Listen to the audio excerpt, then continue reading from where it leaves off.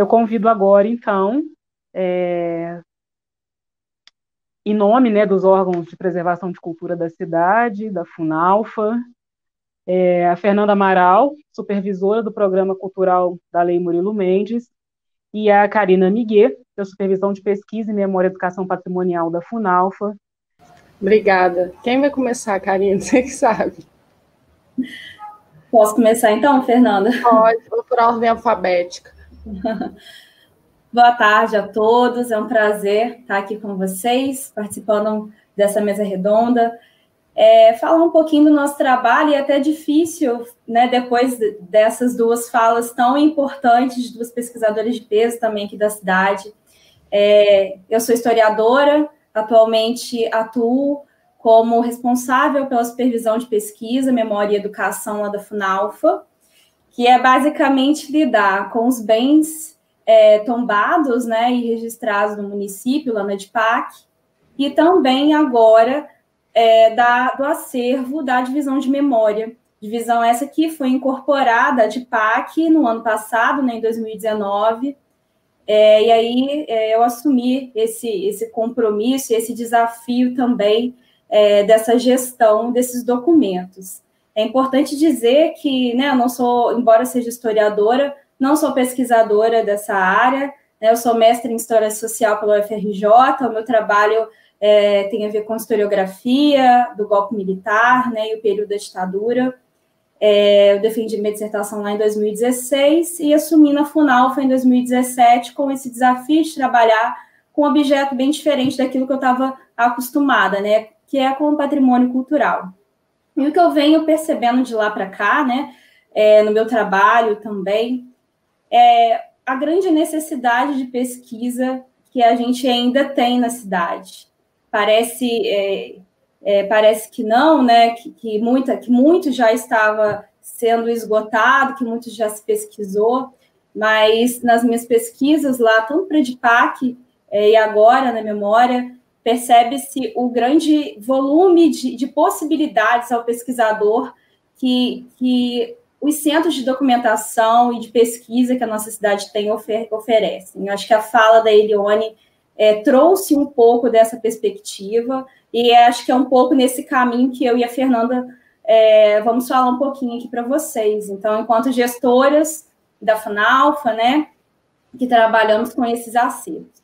Lá na memória, atualmente eu trabalho com o Eduardo Faria, né, que é mais um técnico administrativo, e fazemos esse atendimento ao público, ao pesquisador.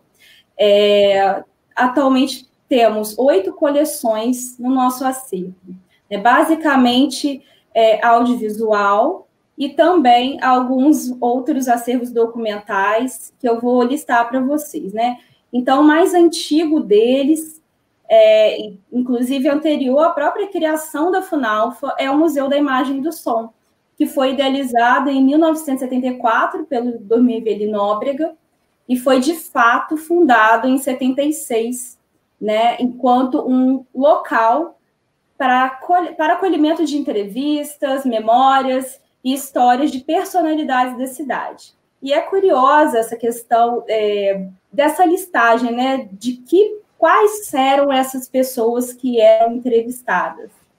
Não é importante lembrar que nesse período não haviam legislações específicas de acervo, né, de arquivos e de formas de coleta dessas fontes orais, né? Então, muitos dos registros que nós temos lá, inclusive, não tem termo de sessão de entrevista, né? Porque foram pessoas que concederam nesse período que eu mencionei, né? Principalmente de 76 até o início da década de 90 e que faleceram nesse processo. Então, isso ainda é um gargalo que nós temos, uma dificuldade também de conceder esse acesso amplo ao pesquisador, pela falta também dessa documentação.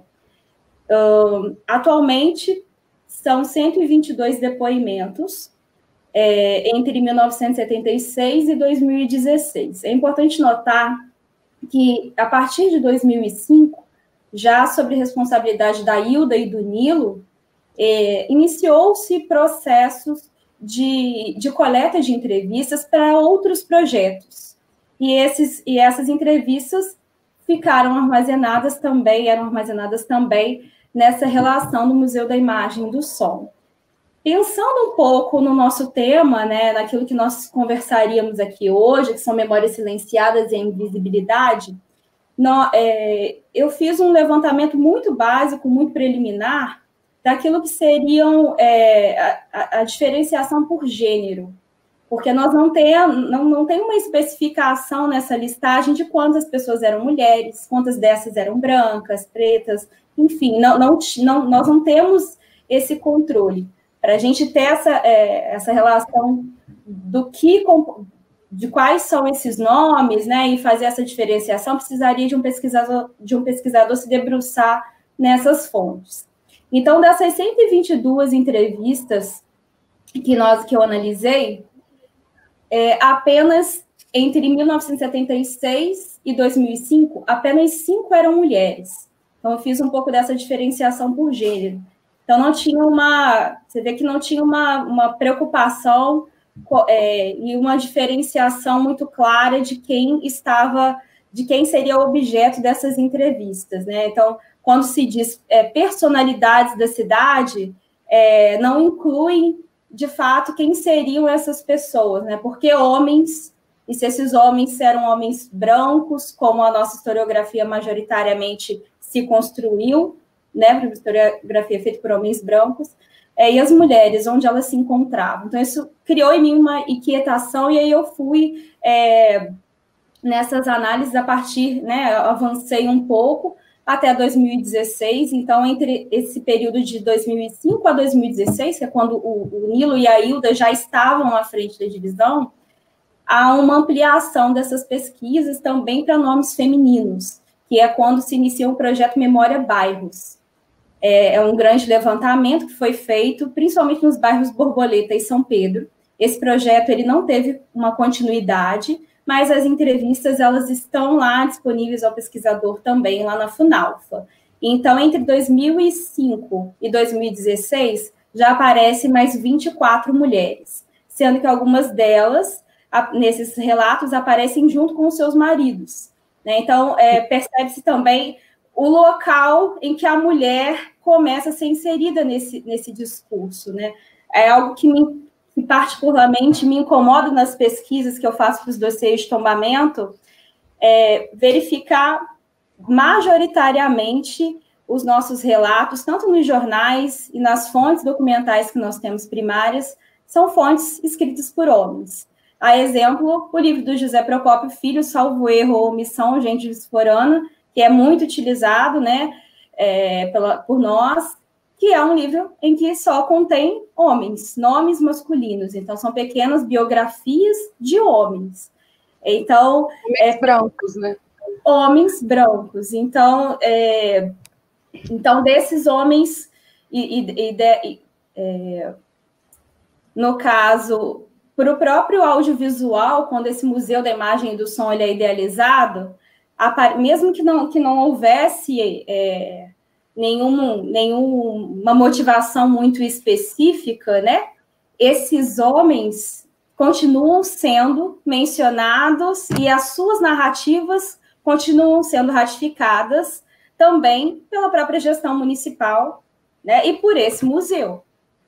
Então, assim, o MIS é uma fonte muito interessante, muito pouco conhecida, e esse espaço aqui é muito importante também para que a gente divulgue, para que outras pessoas consigam fazer esse acesso. Então, durante a pandemia, o Eduardo estava trabalhando numa plataforma, inclusive, para que a gente conseguisse passar esses dados para uma planilha para possibilitar esses cruzamentos, né? A identificação de quem são essas pessoas, porque nem todos nós conhecemos, né? A minha geração, ela às vezes não conhece alguns dos nomes que estão lá, mas são fontes riquíssimas e que merecem também ser mais bem exploradas. Além do Museu da Imagem e do Som, nós temos também o acervo do Carriço, que é um dos principais elementos de pesquisa que nós atendemos atualmente lá na Memória, né? São 8 CDs dos cinejornais Carriço, produzidos entre meados da década de 30 até 1950. Nós não temos todos os cinejornais, porque alguns se perderam, né, em alguns incêndios que houveram na própria Cinemateca, que é a depositária atual desses filmes, desses rolos de filmes. Lembrando que essas mídias do Carriço também são tombadas como patrimônio cultural do município de Juiz de Fora. E a situação da Cinemateca, inclusive, é algo que nos preocupa e que a gente tem acompanhado de perto, e é importante falar e trazer também para que haja, inclusive, um maior apoio da sociedade em relação a esses elementos que são tão fundamentais, né? O Carriço é uma fonte inesgotável, riquíssima, sobre sociabilidades, a cultura e o cotidiano da sociedade. Sobre história do cotidiano também, tem mais um acervo audiovisual, que é do Naimiana, que são 29 rolos de fitas de 8 e 16 milímetros, sendo que estão digitalizadas apenas as de 16 milímetros. E o Naimiana também, ele representa um pouco do cotidiano da família dele. E ele traz elementos muito importantes para as formas de relação e as sociabilidades na cidade de Juiz de Fora entre o final da década de 40 e meados dos anos 50. Esse acervo também está disponível ao pesquisador. Temos também os materiais da primeira transmissão não comercial de TV do Brasil, que é o acervo do Olavo Bastos Freire, cuja primeira transmissão foi feita em 1948.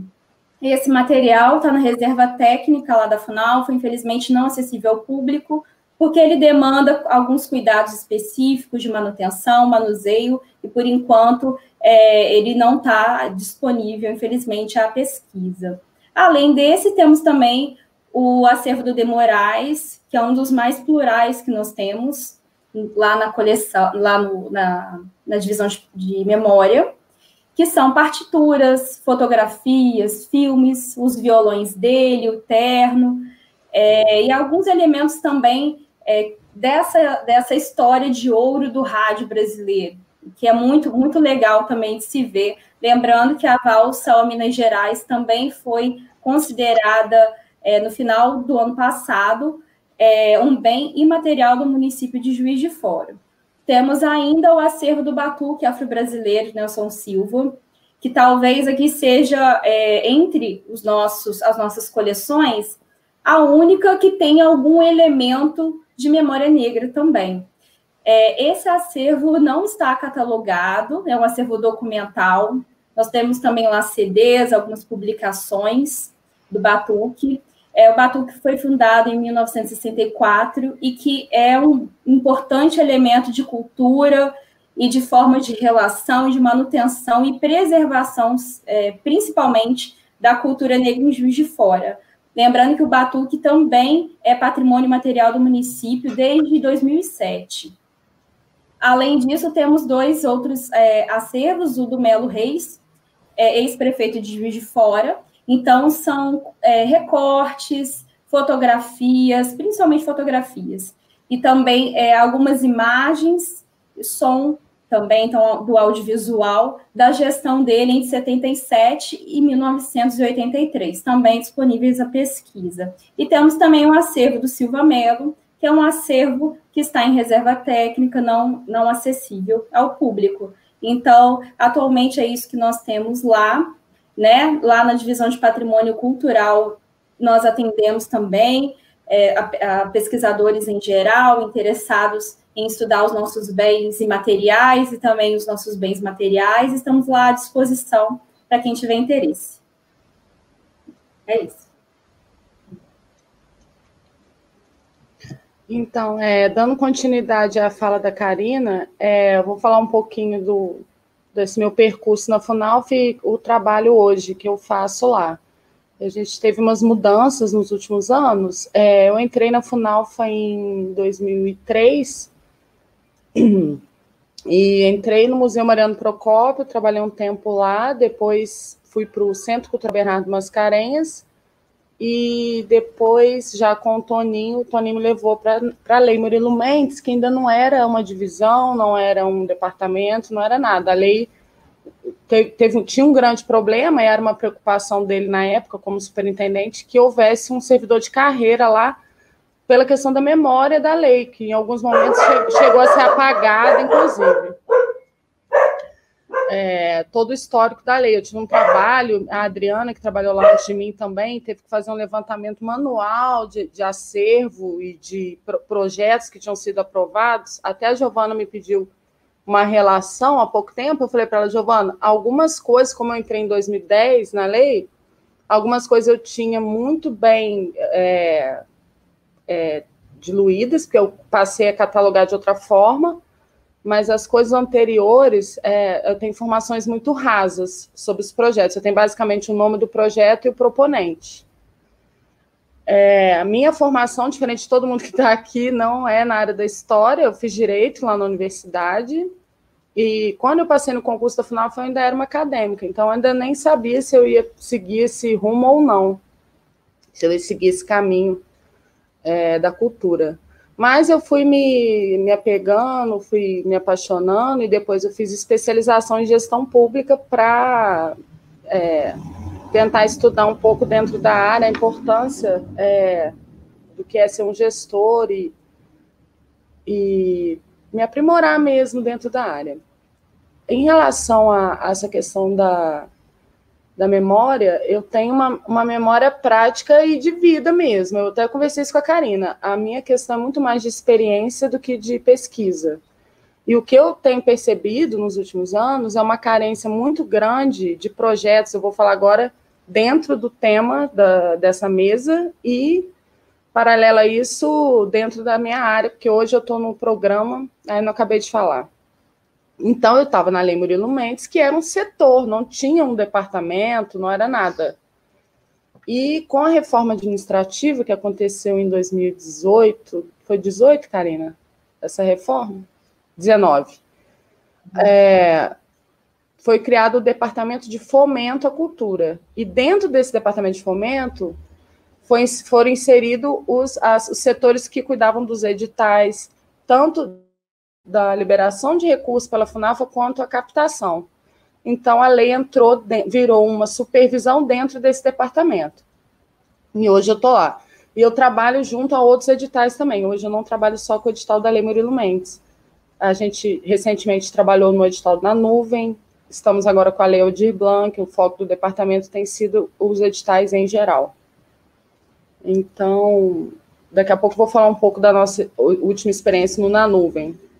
Então, o que eu percebi, historicamente, dos meus 11 anos na lei, meus 10 anos na lei, é a carência de projetos, a quantitativamente também, e, por outro lado, também a falta de técnica nos projetos apresentados, principalmente os relacionados à cultura popular. Então, quando a gente tem algum projeto com temática da população negra ou da história relacionada a essa parcela da sociedade, geralmente ele é um projeto acadêmico. Prova disso são as publicações da Elione e de outros historiadores. Eu acompanho o trabalho da Elione há muito tempo, do Henrique também, sou admiradora deles há anos, e sei da importância do trabalho deles. Na hora que a Elione estava falando, a Giovana falou da preocupação com a aposentadoria deles, eu fiquei pensando a mesma coisa, porque eu estou muito feliz da Karina ter passado no concurso e estar lá na FUNAF, porque na época que a Ailda aposentou também, eu fiquei preocupada, porque a questão da memória é importantíssima. E quando o Toninho me levou lá para a lei, acho que ele pensou isso também, falou assim, gente, não tem um servidor de carreira na Lei Murilo Mendes, tem que ter alguém para ir passando, mesmo que eu não fique lá, que eu passe o histórico desse programa para as pessoas que vierem. Enfim.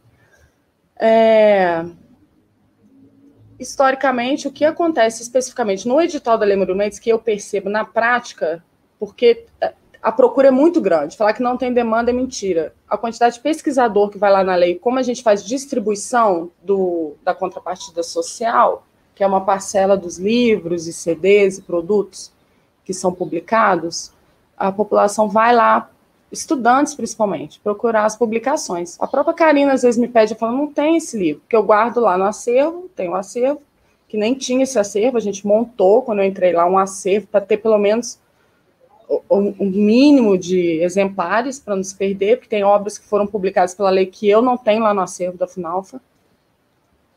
Às vezes eu tenho que ir atrás do autor para arrumar, para ter lá os mais antigos, porque a procura é muito grande. É um assunto que cada vez mais tem um interesse da população, dos estudantes, professores.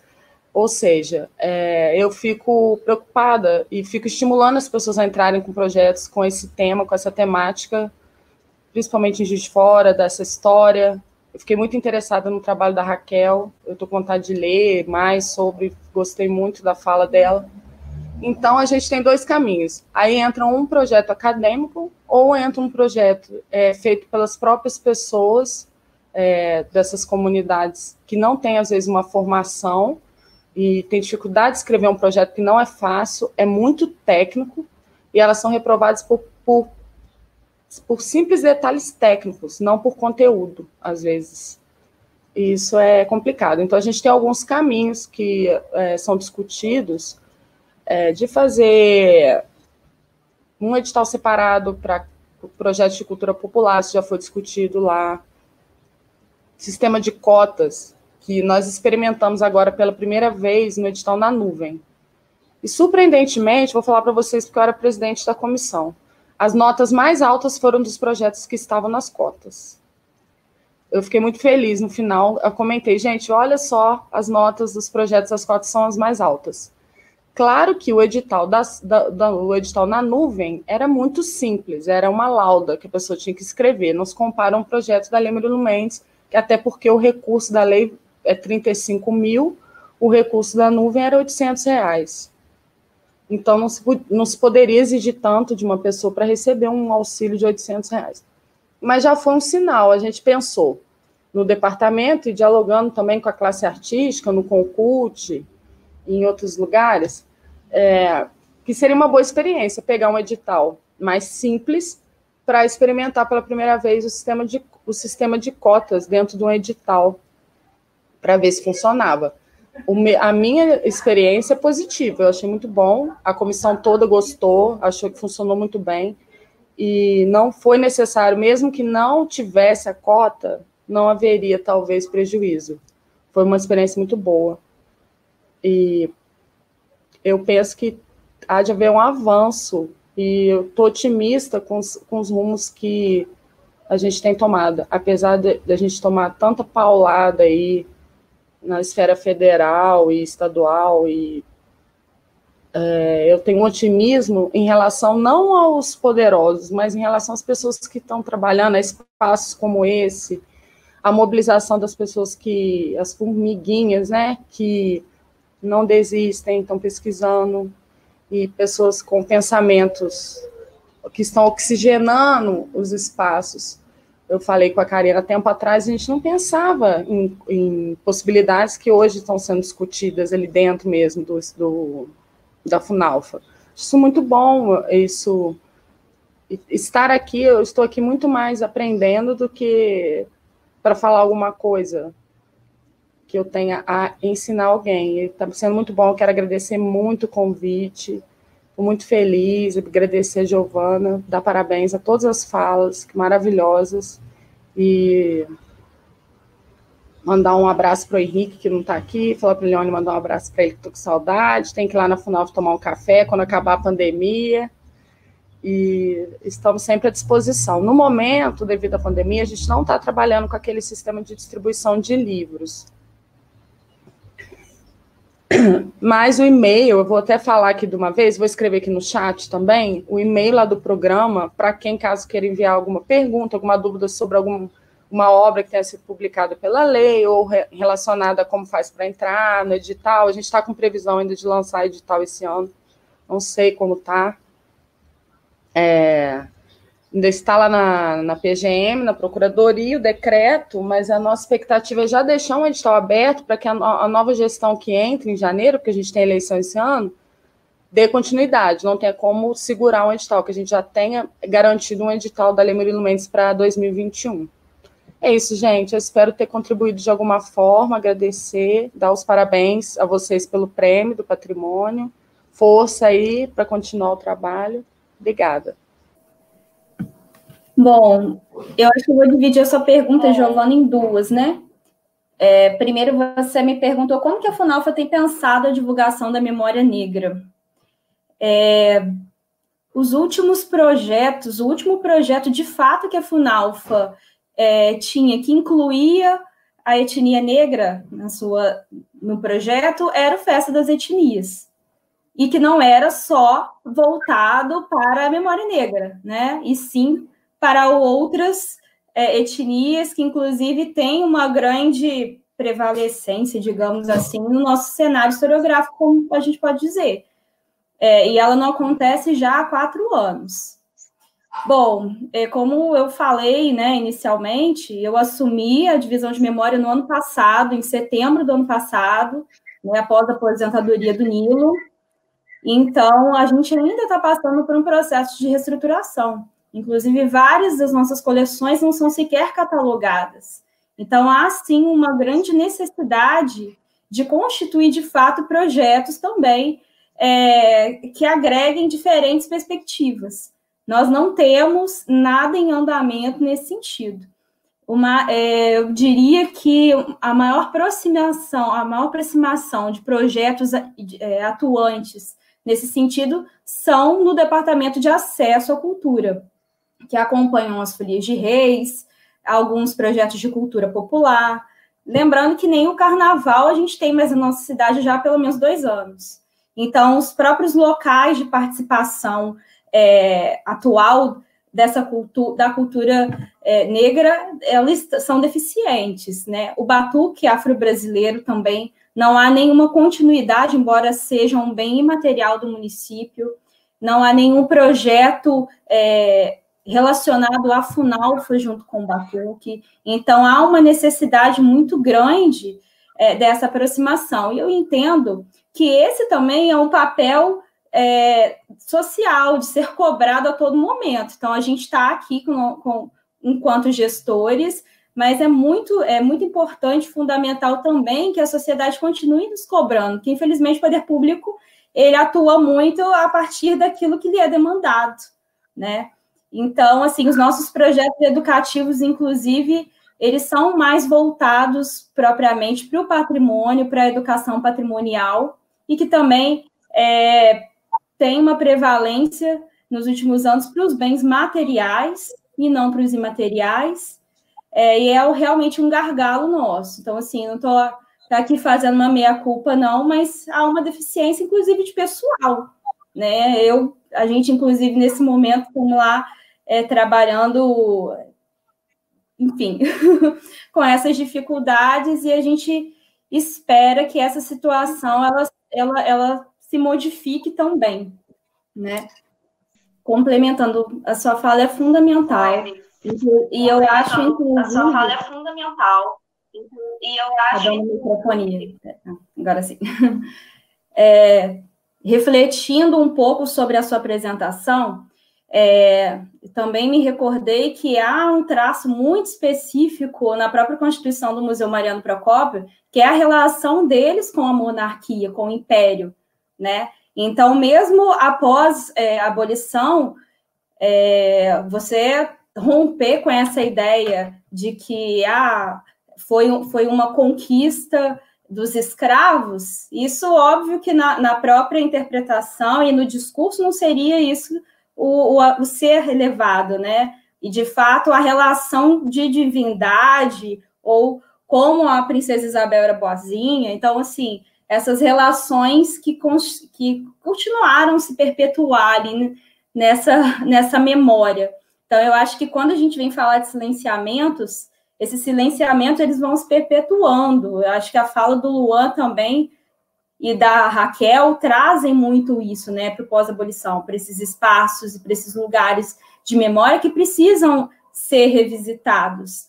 E aí eu fico pensando nas próprias políticas de patrimonialização. Eu tinha aqui separado uma pergunta para o Luan, e eu vou emendar porque tem a ver com essa perspectiva, né, enquanto historiadora que trabalha com o patrimônio cultural, pensar esses monumentos, né, e esses lugares onde esses monumentos se encontram, esses nomes de ruas que ressaltam donos de escravos, né? E como que essa memória ela tem sido apagada, de fato. Agora, eu acho uma problemática, e aí quando eu falei também da demanda, eu acho um pouco, e aí é a opinião pessoal minha, Karine, historiadora, também não só como pessoa da Funalfa, deixar também na mão do poder público reescrever essas histórias também pode ser um tanto perigoso.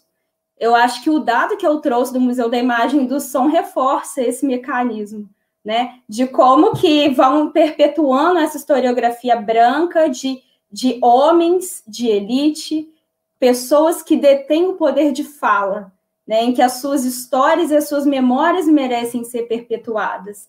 Então, o próprio poder público, ele demora a romper com essa perspectiva, né? E acho que o poder da academia, nesse sentido, de trabalhar junto com o poder público, então, quando eu falo que é uma demanda social, é que haja um elo entre esses dois pontos, né? Tanto da academia quanto da gente que faz ali, lida com essa gestão no dia a dia. Os projetos da Funalfa, nesse sentido, são fundamentais, e a Lei Murilo Mendes, eu acredito que ela é uma das mais importantes, inclusive, né? Tem 26 anos de atuação, e ela é apenas um desses espaços. Ela não deve ser o único. E eu vejo com muitos bons olhos essa discussão principalmente dos últimos meses da pandemia, né? Desses questionamentos, dessa inquietação das pessoas a partir desse espaço. Como que eu me vejo enquanto cidadão no espaço que eu habito? Eu acho que é uma discussão que nós que lidamos com patrimônio cultural, a gente sempre buscou levar nas escolas, nas educações patrimoniais que fazíamos. Mas a sensação que eu tenho enquanto historiadora, enquanto equipe mínima de 2, 3 pessoas que fazem esse processo de educação patrimonial em escola, é que éramos uma gota no meio do oceano. E eu acho que quando surgem essas discussões de ressignificação desses espaços, isso se amplia para as redes sociais, isso é fundamental. Eu acho que discussões como essa aqui, esse tipo de mesa redonda, eles ajudam, inclusive, a desmistificar muitas coisas e abrem um leque imenso de possibilidades para as discussões. Então, assim, a minha pergunta para o Luan, então, já emendando nisso, tem a ver com esse processo de patrimonialização. Existe em Juiz de Fora uma lei específica para tombamentos e registros de bens, que é a Lei 1077 de 2004. Mas o que nós vemos constantemente leis municipais que consideram bens para fins de tombamento, então, na verdade, bens de utilidade pública para fins de tombamento. Então, vereadores, eles fazem uma lei considerando um bem cultural, considerando um lugar como patrimônio, por si só, com uma justificativa simples, sem passar por esse rito legal. E o rito legal, o que ele estabelece? Que a sociedade seja consultada, principalmente quando o patrimônio é imaterial.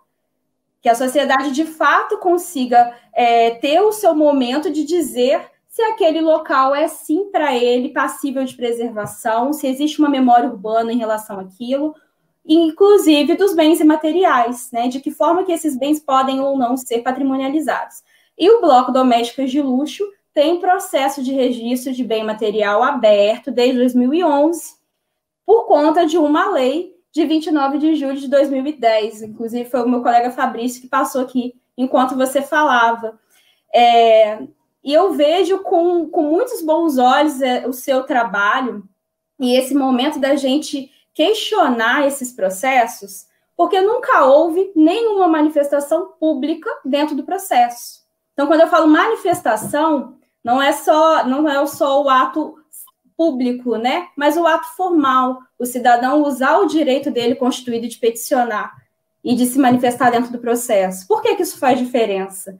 Porque quando nós né, técnicos, tanto eu, historiadora, quanto a arquiteta, elaboramos um dossiê de tombamento, um dossiê de registro, tudo aquilo que é manifestado dentro do processo é levado em consideração. Inclusive, o que pensa um proprietário do bem em processo de tombamento ou o detentor daquele bem cultural em processo de registro de imaterial, né? E o que os membros do Doméstica de Luxo alegam os mais de 60 anos de história, de um bloco de tradição, em que, naquele período em que ele foi criado, isso era considerado um mecanismo de cômico, de brincar o carnaval, e que na sociedade de hoje, aquilo que era cômico, hoje em dia não é mais cômico, né? Então, de que forma eu tenho que me manifestar de uma maneira, né, por conta da ética profissional, porque esse processo sempre vai para relato, a minha posição ela tem que ser a mais branda possível, né? Então, por isso que a manifestação social ela é fundamental nesse processo. Então, eu queria saber o que você pensa, também já engatando aqui, eu nem sabia se podia fazer a pergunta, sobre esses processos de patrimonialização, então, pensando nessa perspectiva aqui que eu trouxe.